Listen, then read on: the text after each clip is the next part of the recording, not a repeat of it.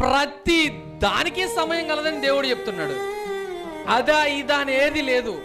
ప్రతి ఒక్కటి పుట్టుకుందంటే మరణం ఉంది.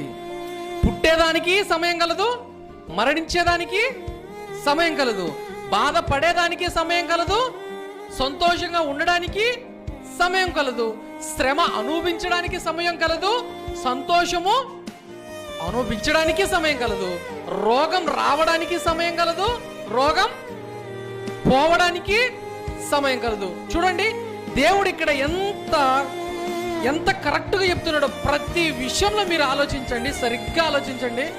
చర్చికి రావడానికి సమయం కలదా? చర్చిలోంచి పోవడానికి సమయం కలదు కదా? మనం ఏడ్చడానికి సమయం కలదా? నవ్వడానికి కూడా సమయం కలదు. ఇప్పుడు నేను జీవితకాలం అంతా పుట్టినాంచి బాధపడుతూనే ఉన్నా అన్న వాళ్ళు ఎంతమంది ఉన్నారు?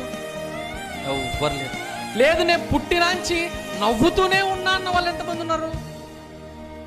ఎవ్వరూ లేరు. అంటే జీవితంలో అప్ అండ్ డౌన్ అనేది సహజం.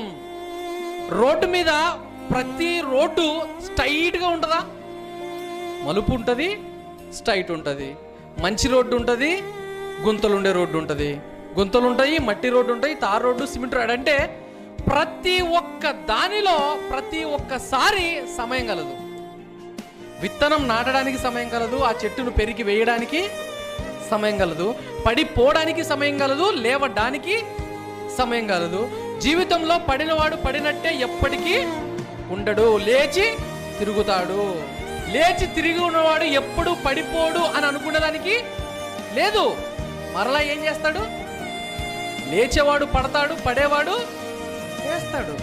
ఈ జ్ఞానం మనం ఎంత కలిగి ఉన్నామో ఇది సరిగ్గా ఆలోచించగలిగితే మనము మన జీవితాలు ధన్యమే.